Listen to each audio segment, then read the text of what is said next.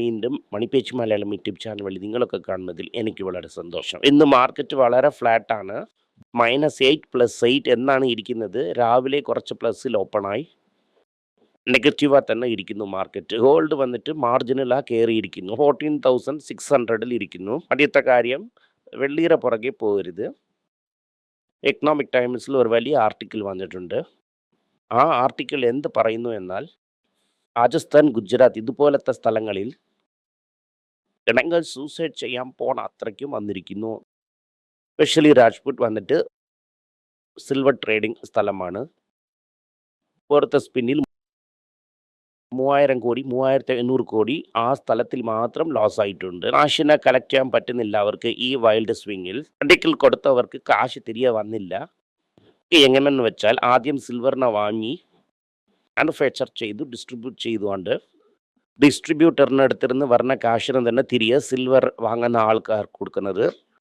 വെള്ളിയുടെ വില ക്രാഷായ ഉടനെ ഡിസ്ട്രിബ്യൂട്ടറുടെ അടുത്ത് പോയി ചോദിക്കുമ്പോൾ ആ ക്രാഷായ പ്രൈസാണ് തരുന്നു. ഒറിജിനൽ മാനുഫാക്ചറിങ് കോസ്റ്റിന് അവർ തരുന്നില്ല. എസ്റ്റിമേറ്റഡ് ലോസ് 3500 കോടിയാണ്.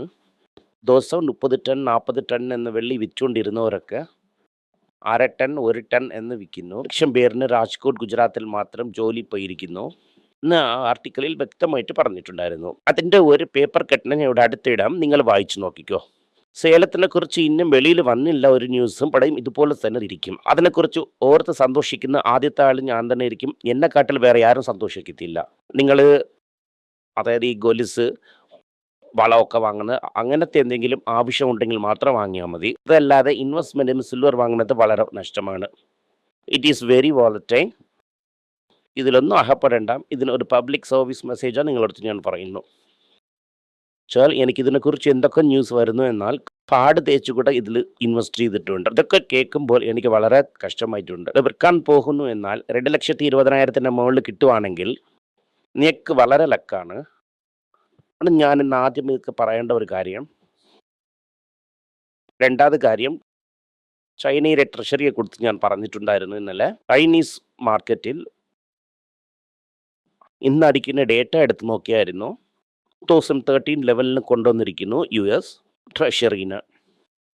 അങ്ങനെന്ന് വെച്ചാൽ അവർ പതിയെ പതിയെ US ട്രഷറിയെ വിൽക്കുന്നു. $0.2 ട്രില്യൺ സർപ്ലസിന് ഏത് അസറ്റിൽ ഇട്ടിരിക്കുന്നു? അത് ഇവിടത്തുള്ള ഒരു വലിയൊരു ചോദ്യമായിട്ടുണ്ട്. ഇത് ഡോളറിനെ സസ്റ്റൈൻഡ് ആയിട്ട് പ്രഷറിൽ വയ്ക്കും.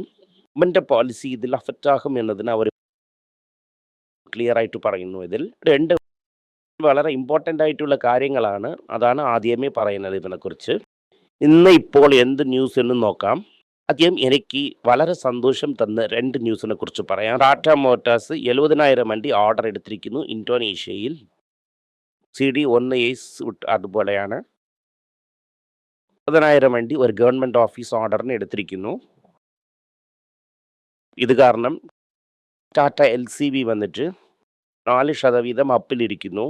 തിരികെ പറഞ്ഞതുപോലെ ഇത് നന്നായിട്ട് പെർഫോം ചെയ്യും. പ്രൈറ്റായിട്ട് കൺസിഡർ ചെയ്യുവാണെങ്കിൽ പാസഞ്ചർ തന്നെ കൺസിഡർ ചെയ്തോ. പാസഞ്ചറിന് ഇന്നലെ ഒരു റീൽസ് കണ്ടായിരുന്നു. ചന്ദ്രശേഖർ തമിഴിൽ കഷ്ടപ്പെട്ട് സംസാരിച്ചായിരുന്നു. അപ്പം വന്ന് എക്സ്പാൻഡ് ചെയ്ത് ടാറ്റ മോട്ടോഴ്സിനും റാണിപ്പേട്ടിൽ ഒരു വലിയ മാനുഫാക്ചറിങ് ഹബ് വരും എന്ന് പറഞ്ഞിട്ടുണ്ട്. ഉള്ള പ്രോഡക്ട്സ് നമ്മളിവിടുത്തെ ചെയ്യും. ടാറ്റ മോട്ടോർ പാസഞ്ചർ വെഹിക്കിളിന് ഇതാണ് ഒരു വലിയ ഹബ് എന്ന ഒരു സ്ഥിതിക്ക് വരും. ഇത് വന്നിട്ട് ടാറ്റ മോട്ടോഴ്സിനെ കുറിച്ചുള്ള ന്യൂസാണ്. ടൈറ്റൻ നല്ല ന്യൂസ്, 61% പ്രോഫിറ്റാണ്. ടൈറ്റനെ കുറിച്ച് നോക്കുമ്പോൾ അവർ വന്നിട്ട് റിപ്പീറ്റഡ് കസ്റ്റമേഴ്സിനെ പിടിക്കുന്നതിലാണ് സ്പെഷ്യലിസ്റ്റ്. 30% സെയിൽസ് വന്നിട്ട് സ്റ്റഡഡ് ജ്വല്ലറി മാർക്കറ്റാണ് അവർക്ക്. സ്റ്റഡഡ് ജ്വല്ലറി എന്ന് പറഞ്ഞാൽ അഹർപ്പതിച്ച് കൊടുക്കുന്നതാണ്. ഇത് കാരണം മാർജിൻ കൂടുതൽ അവിടെ. ആൾറെഡി 18 ക്യാരറ്റ് ഗോൾഡ് വിൽക്കാൻ അവിടെ കഷ്ടപ്പെടുമ്പോൾ ഇവിടെ 25-30% സെയിൽ വന്നിട്ട് 18 ക്യാരറ്റ് ഗോൾഡ് നോക്കി അവർ പോയിക്കൊണ്ടിരിക്കുന്നു. അടുത്ത ലെവലിന് മൂവ് ആയിട്ടുണ്ട്. 18 ക്യാരറ്റ് ഗോൾഡാണ്. 18 ക്യാരറ്റ് ഗോൾഡിൽ അവരുടെ മാർജിൻ നല്ല ബെറ്റർ ആയിട്ടിരിക്കും.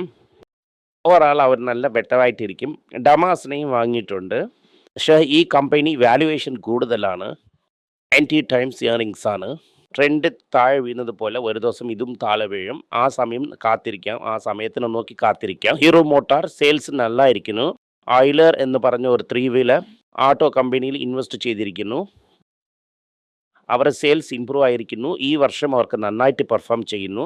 ക്വാർട്ടർ റിസൾട്ട്സും നന്നായിരുന്നു. അതേസമയം മെക്സിക്കോയിലും അവരൊരു പ്ലാന്റ് ഇടുന്നു. ഇതെന്ന് വെച്ചാൽ മെക്സിക്കോയിൽ ഒരു വലിയ ടാരിഫ് വന്നിരിക്കുന്നു. ടാരിഫിന് ചെയ്യാൻ വേണ്ടിയിട്ട് തനിയായിട്ട് ഒരു അസംബ്ലി പ്ലാന്റും ഇടുന്നു. ബജാജും TVSും അതിനെ ഇടുന്നു. സൈഡസ് ലൈഫ് സയൻസസ് വന്ന് ബയോസിമിലർ ഡ്രഗ്സിനെ വലുതായിട്ട് ബെറ്റ് ചെയ്യുന്നു. അവർ മാർക്കറ്റ് ഷെയറിനെ ഇമ്പ്രൂവ് ചെയ്യാനാണ് ചെയ്യുന്നു. ആറ്റ്കോയുടെ റിസൾട്ട് നാളെ വരും.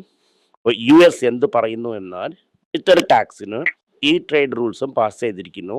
അപ്പോൾ അവർ എന്ത് പറയുന്നു എന്നാൽ വന്ന് ഡിജിറ്റൽ ട്രാൻസാക്ഷനിൽ ഇരിക്കുന്ന ടാക്സിന് ഡ്രാ ചെയ്യുന്നതായിട്ട് പറഞ്ഞിരിക്കുന്നു എന്ന് അമേരിക്ക ക്ലെയിം ചെയ്യുന്നു എന്ന് US ബിസിനസ് ഫ്രെയിംവർക്കിൽ ഇന്ത്യൻ സോഫ്റ്റ്വെയർ കമ്പനീസിന് ഇതൊരു വലിയ കൺസെപ്ഷൻസും ഇല്ല.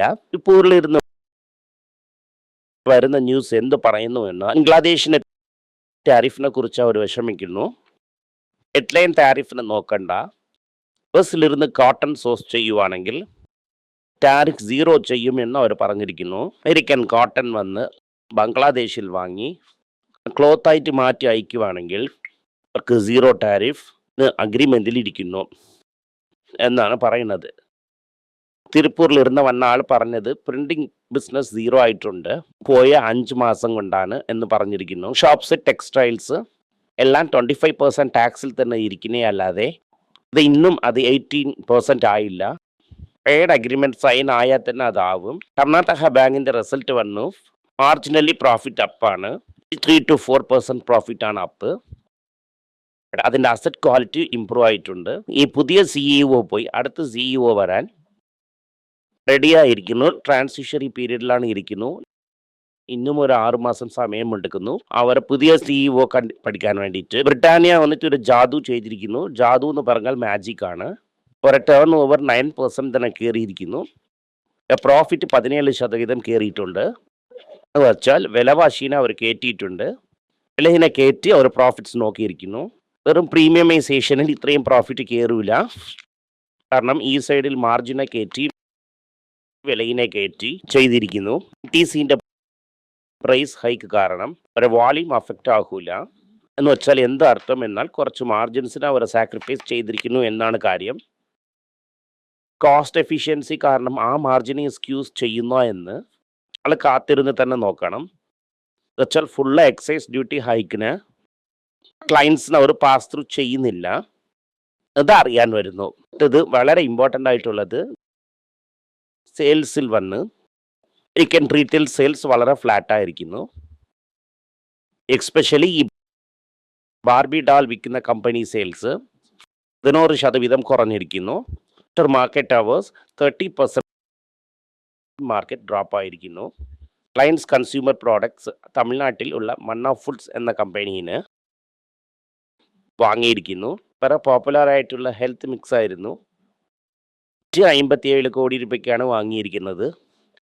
അറിഞ്ഞിരിക്കും ഈ ഉദയം പരിപ്പിനെയും അവർ വാങ്ങിയിട്ടുണ്ട്. ക്ലയൻസ് കൺസ്യൂമർ വളരെ അഗ്രസീവായിട്ട് ഈ സ്ട്രാറ്റജിയെ ഫോളോ ചെയ്തുകൊണ്ടിരിക്കുന്നു. അദാനി എൻ്റർപ്രൈസസ് എന്ത് പറഞ്ഞിരിക്കുന്നു എന്നാൽ ഞാനിലിരുന്ന് LPG വാങ്ങിയ സംബന്ധമായിട്ട് ഒരു പ്രോബ് ചെയ്യാൻ തുടങ്ങിയിരിക്കുന്നു. ഒരു പ്രോബ് എന്ന് അറിഞ്ഞ ഉടനെ നിങ്ങൾ തന്നെ സറണ്ടറായി ആ ഡേറ്റയും കൊടുത്തു എന്ന് പറഞ്ഞ് അദാനി കമ്പനി പറഞ്ഞിരിക്കുന്നു. ഇത് കാരണം ഓവറോളായിട്ട് മാർക്കറ്റ് വീക്കായിരിക്കുന്നു. റുപ്പിയും പ്രഷറിലാണ് ഇരിക്കുന്നു. സ്വർണ്ണവും വെള്ളിയും ഒരട്ടയിലായിരിക്കുന്നു. ഒക്കെ കൺസിഡർ ചെയ്യണം. നന്ദി, നമസ്കാരം. എന്തെങ്കിലും നിങ്ങൾക്ക് സംശയമുണ്ട്, എന്നെ കോൺടാക്ട് ചെയ്യണമെന്ന് നിങ്ങൾ വിചാരിക്കുവാണെങ്കിൽ താഴെ കൊടുത്തിരിക്കുന്ന മെയിൽ ഐഡിക്ക് നിങ്ങൾ മെയിൽ അയക്കാം. ഞങ്ങളുടെ ടീം നിങ്ങളൊപ്പം കോൺടാക്ട് ചെയ്യും. Thank you.